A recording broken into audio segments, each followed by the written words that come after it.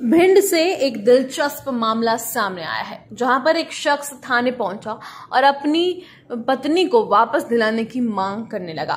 पत्नी ने बिना तलाक लिए दूसरी शादी कर ली और पहले पति से हर महीना खर्च लेती रही। जी हाँ, मध्य प्रदेश के भिंड से एक दिलचस्प मामला सामने आया, जहां पर एक शख्स थाने पहुंचा और अपनी पत्नी को वापस दिलाने की मांग करने लगा। पत्नी ने बिना तलाक लिए दूसरी शादी कर ली है और पहले पति से खर्च भी लेती है, फिर दूसरे पति के साथ रहने लगी। महिला का कहना है कि उसे अपना पहला पति पसंद नहीं है, इसलिए उसने दूसरी शादी की। दरअसल यह पूरा मामला भिंड के मेहगांव इलाके का है। मेहगांव निवासी धर्मेंद्र जाटव की 4 साल पहले 4 मार्च 2017 राखी नाम की महिला से शादी हुई थी। शादी के कुछ महीने बाद राखी और धर्मेंद्र जाटव बिना तलाक लिए अलग हो गए।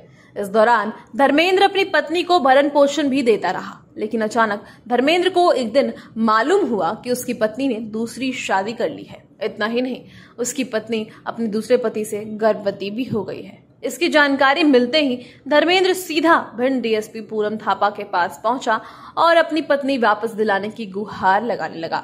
डीएसपी पूनम थापा ने धर्मेंद्र की पत्नी और उसके दूसरे पति को बुलाया। राखी ने अपने पहले पति धर्मेंद्र के साथ जाने से साफ मना कर दिया और फिर क्या था आपको बता दे, फिर उसके दूसरे पति ने बताया कि उसे अपनी पत्नी की पहली शादी के बारे में कोई जानकारी नहीं है। राखी ने दूसरी शादी मंदिर के अलावा कोर्ट में भी की। वहीं उसके पहले पति धर्मेंद्र का कहना है कि उन्हें उनकी बीवी वापस चाहिए। वो उसे भरण पोषण भी देते रहे हैं, लेकिन उन्हें पता ही नहीं चला कि कब उसने दूसरी शादी कर ली। धर्मेंद्र का कहना है कि जब तलाक ही नहीं हुआ तो दूसरी शादी कैसे हो सकती है। इस मामले में डीएसपी पूनम थापा का कहना है कि जो भी वैधानिक रूप से कार्रवाई हो सकती है वो की जाएगी, क्योंकि महिला का यह कहना है कि उसे पति पसंद नहीं है।